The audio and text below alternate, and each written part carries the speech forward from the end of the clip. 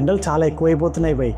ఈ ఎండలతో పాటు వడదెబ్బ కూడా తగులుతుంది అందరికీ. అసలు ఈ వడదెబ్బ అంటే ఏదో తెలుసుకుందాం ఇప్పుడు.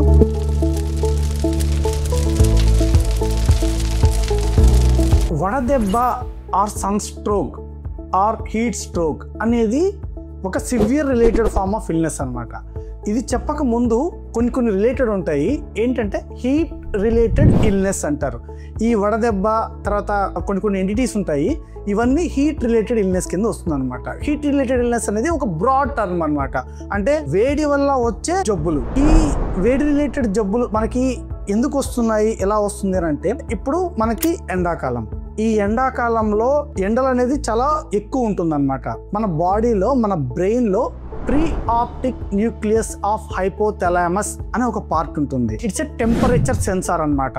అంటే ఫర్ సపోజ్ వేడిలోకి వెళ్ళామనుకోండి, మన బాడీ దాన్ని చల్లబరచడానికి ఏం చేస్తుంది. చలికాలంలో మనం బయటికి వెళ్ళామనుకోండి, మన బాడీ హీట్ని ఎలా కన్సర్వ్ చేస్తుంది అనేది మనకి pre optic nucleus of hypothalamus it's temperature sensor అనే ఆర్గాన్ మనకి డిసైడ్ చేస్తుంది అనమాట. ఇది ఒక ఆటోనామిక్ రెగ్యులేషన్ ఆఫ్ ది బాడీలో చేస్తుంది అనమాట. అంటే ఏంటంటే మన బాడీ మనకేం చెప్పదు, మనకి చెప్పకుండా చేసేదాన్ని ఆటోనామిక్ నర్వస్ సిస్టమ్ అనేది చేస్తుంది అనమాట. మ్యాక్సిమం క్రిటికల్ థ్రెషోల్డ్ ఆఫ్ మన టెంపరేచర్ బాడీ వచ్చి 42 degrees సెంటిగ్రేడ్. అంతవరకే మన బాడీ తట్టుకోగలదు. ఆ తర్వాత మన బాడీ తట్టుకోలేదు అనమాట. ఈ హీట్ రిలేటెడ్ ఇల్నెస్ అనేది మెయిన్ గా దేని మీద డిపెండ్ అవుతుందంటే, ఎంత టెంపరేచర్ ఉంది, ఎంత డ్యూరేషన్ ఆఫ్ ఎక్స్పోజర్, అంటే మనం ఆ హీట్ రిలేటెడ్ టెంపరేచర్ లో మనం ఎంతసేపు ఉన్నాం అనేది మనకి ఈ హీట్ రిలేటెడ్ ఇల్నెస్ అనేది మనకి డిపెండ్ అవుతుంది అనమాట. ఫర్ ఎగ్జాంపుల్, బయట టెంపరేచర్ 45 degrees సెంటిగ్రేడ్ ఉంది. ఒక మనిషి కనీసం 3 hours 4 hours 5 hours అతను ఉన్నాడు అనుకోండి, అతను తట్టుకోగలడు కెపాసిటీ ఉంది అని అంటే, అతను బాడీ మెకానిజమ్స్ టెంపరేచర్ రెగ్యులేషన్ అన్ని కరెక్ట్ గా ఉంది అని అంటే అతనికి ఏం కాదు. ఫర్ సపోజ్ అతను ఆ బాడీ మెకానిజమ్స్ అసలు తట్టుకోలేకపోయాడు అనుకోండి, అతనికి హీట్ రిలేటెడ్ ఇల్నెసెస్ అనేది వస్తుంది అనమాట. అంటే ఏంటంటే, ఎప్పుడైతే మన బాడీ కాంపన్సేట్ చేయని అంత హీట్ మనకి ఎక్స్పోజర్ అయ్యామో అప్పుడు హీట్ రిలేటెడ్ ఇల్నెస్ అనేది వస్తుంది అనమాట. మన బాడీ టెంపరేచర్ ని ఎట్లా మేనేజ్ చేస్తుంది అని అంటే, pre optic nucleus of hypothalamus అనేది స్కిన్ కి కొంచెం కనెక్షన్స్ ఉంటాయి అనమాట. ఏ రకంగా కనెక్షన్ ఉంటుందంటే, ఫర్ సపోజ్ బయట ఎండ ఎక్కువ ఉంది అనుకోండి, అప్పుడు ఏమవుతుందంటే మన స్కిన్ కి బ్లడ్ ఫ్లో ఒక తక్కువ దగ్గర నుంచి, అంటే 20 ml/minute అనే దగ్గర నుంచి అది ఒకేసారి 1 liter/minute వరకు బ్లడ్ ఫ్లో అవుతుంది అనమాట. అంటే మన బాడీలో ఉన్న బ్లడ్ ఫ్లో అనేది కొంచెం తగ్గి ఒకేసారిగా స్కిన్ కి బ్లడ్ ఫ్లో ఎక్కువ అవుతుంది అనమాట. అప్పుడు ఏమవుతుందంటే హీట్ అనేది ఎవాపరేట్ అయిపోతుంది అనమాట. మనకి హీట్ కి కొన్ని మెకానిజమ్స్ ఉంటాయి. మన బాడీ నుంచి హీట్ ని ఎలా బయటికి పంపించాలి అని అంటే కొన్ని మెకానిజమ్స్ ఉంటుంది అనమాట. Conduction, convection, evaporation, radiation. ఈ మెకానిజమ్స్ ద్వారా మనకి హీట్ అనేది బయటికి ట్రాన్స్ఫర్ అవుతుంది. ఎప్పుడైతే ఈ స్కిన్ కి బ్లడ్ ఫ్లో ఎక్కువ అయిపోయి హీట్ కి బయటికి వెళ్ళిపోతుందో అప్పుడు మనకి బాడీ అనేది కొంచెం చల్లగా అయిపోతుంది అనమాట. సేమ్ రివర్స్ మెకానిజం చలిలో జరుగుతుంది. ఇప్పుడు ఎందుకంటే వాసో కన్స్ట్రిక్షన్ అనమాట. వాసో డైలటేషన్ అంటే లావా ఓడి హీట్ అనేది బయటికి వెళ్ళిపోతుంది.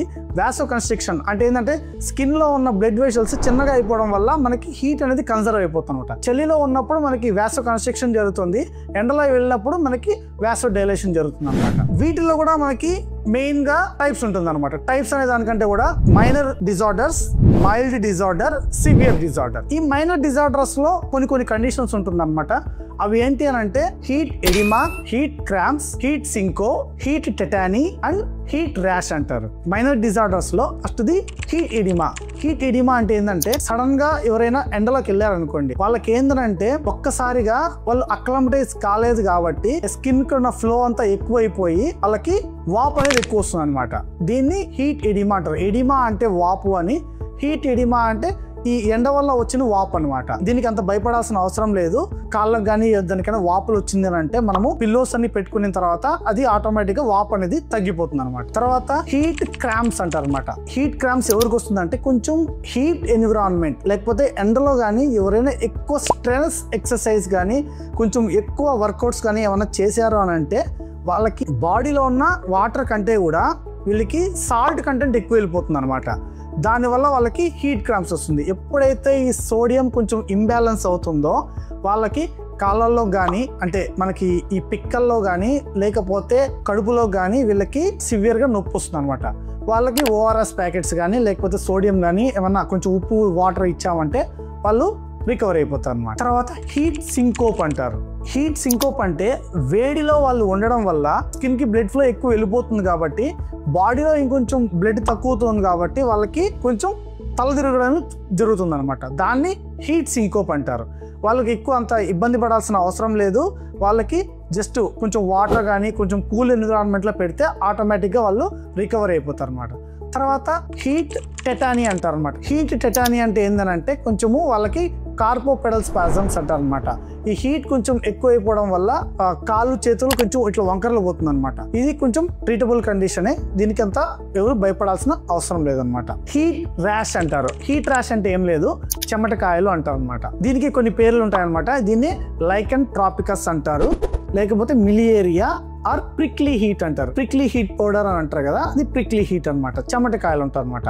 ఈ చెమటకాయలు ఎందుకు వస్తుందంటే మనకి ఎప్పుడైతే చెమట ఫామ్ అవుతుందో అక్కడ మనకి ఈ చర్మ గ్రంథులు ఉంటాయి కదా, ఈ చర్మ గ్రంథులు బ్లాక్ అయిపోతుంది అనమాట. బ్లాక్ అయిపోయి కొంచెం కాయల్లాగా ఉండిపోతుంది. దీన్నే మనం చెమటకాయలు అంటారు, హీట్ ర్యాష్ అంటారు అనమాట. దీన్ని మనము కెలామైన్ లోషన్స్ కానీ కొంచెం ఏమైనా లోషన్స్ కానీ ఏమైనా పౌడర్ కానీ చుట్టుకుంటే ఆ చర్మ గ్రంథులు కొంచెం ఓపెన్ అయిపోతే ఆటోమేటిక్గా చెమటకాయలు అనేది పోతుంది అనమాట. ఇవన్నీ మైనర్ డిజార్డర్స్. మైల్డ్ డిజార్డర్స్ అంటాం అంటే ఏంటంటే హీట్ ఎగ్జాషన్. హీట్ ఎగ్జాషన్ అంటే ఏంటంటే ఎక్కువసేపు కొంచెం ఎండలో ఉండడం వల్ల వాళ్ళకి కొంచెం వామిటింగ్ సెన్సేషన్ కానీ కొంచెం వామిటింగ్స్ రావడం కానీ కొంచెం అనీజీనెస్ రావడం కానీ కొంచెం తల తిరగడం కానీ ఇలాంటివి జరుగుతుంది అనమాట. వీళ్ళని ఏంటంటే కొంచెం కూల్ ఎన్విరాన్మెంట్లో తీసుకొని పోయి వీలుంటే కొంచెం ఐవీ ఫ్లూయిడ్స్ కానీ అంటే మనకి నార్మల్ సెలైన్ బాటిల్స్ కానీ కొంచెం కూల్ వాటర్ ఇచ్చేసి వాళ్ళకి అష్యూరెన్స్ కొంచెం ఇచ్చారంటే వాళ్ళకి ఈజీ అయిపోతుంది అనమాట. ఇవన్నీ ట్రీటబుల్ కండిషన్స్ అనమాట. వీళ్ళకి దానికి ఏం కాదు. ఇప్పుడు సివియర్ హీట్ రిలేటెడ్ ఇల్నెస్ లో మెయిన్ గా ఉండేది ఏంటంటే వడదెబ్బ. దీన్నే హీట్ స్ట్రోక్ అంటారు ఆర్ సన్ స్ట్రోక్ అంటారు. ఈ హీట్ స్ట్రోక్ మెయిన్ ఏంటంటే ఏదైనా సరే 40.6 డిగ్రీస్ సెంటిగ్రేడ్ అంటే మన బాడీ హీట్ 40.6 డిగ్రీల సెంటిగ్రేడ్ కంటే ఎక్కువ ఉండి తర్వాత పేషెంట్ కి న్యూరలాజిక్ డిస్ఫంక్షన్ ఉంది అంటే దాన్ని హీట్ స్ట్రోక్ అంటారు. అంటే ఏంటంటే అతను మన సెన్స్ లో ఉండడు అనమాట.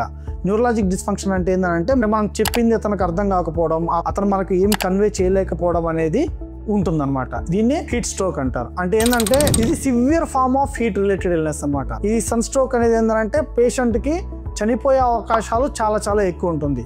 ఈవెన్ మనం ట్రీట్మెంట్ ఇచ్చినా చనిపోయే అవకాశాలు ఉంటుంది. ఎందుకు అనంటే టెంపరేచర్ అనేది రెగ్యులేట్ చేసే మెకానిజంకి దాటిపోయి అతనికి మెదడు కూడా అతనికి ప్రాబ్లం వస్తుంది అనమాట. మెదడుకి ప్రాబ్లం వచ్చింది అని అంటే అతనికి బాడీలో ఆటోమేటిక్గా చాలా ఆర్గాన్స్ డ్యామేజ్ అయిపోయి ఉంటుంది అనమాట. అప్పటికే కిడ్నీ కానీ పేగులు కానీ లివర్ కానీ హార్ట్ కానీ అన్ని ఆటోమేటిక్గా అతనికి ఆల్రెడీ ప్రాబ్లం వచ్చేసి ఉంటుంది అనమాట. అంత సివియర్ డీకంపన్సేటెడ్ అవ్వడం వల్లే అతనికి హీట్ స్ట్రోక్ అనేది వస్తుంది అనమాట. వీళ్ళని మనము ఇమ్మీడియట్గా డాక్టర్ దగ్గర తీసుకువెళ్ళాలి.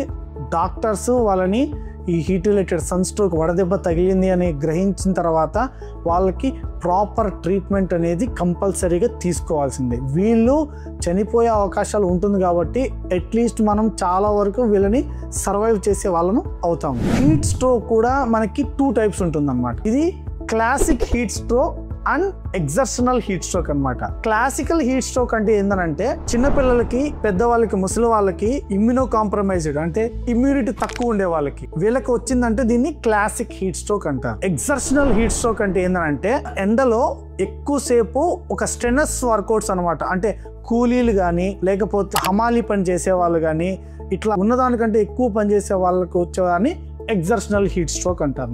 సన్ స్ట్రోక్ ని ఎప్పుడు నెగ్లెక్ట్ చేయకండి. ప్రాపర్ ట్రీట్మెంట్ తీసుకోండి. వీలుంటే అడ్మిట్ అవ్వాల్సి వస్తుందంటే ఖచ్చితంగా అడ్మిట్ అవ్వండి. ఎందుకంటే వేడి వల్ల ఎండ వల్ల వచ్చిన ప్రాబ్లమ్స్ చాలా చాలా సివియర్గా ఉంటుంది. సివియర్ కాకుండానే మనము కొన్ని ప్రికాషన్స్ని పాటించి మనం జాగ్రత్తగా ఉందాం. ఎందుకంటే మీ ఆరోగ్యం మీ చేతుల్లో. మీ డాక్టర్ మురళీకృష్ణ.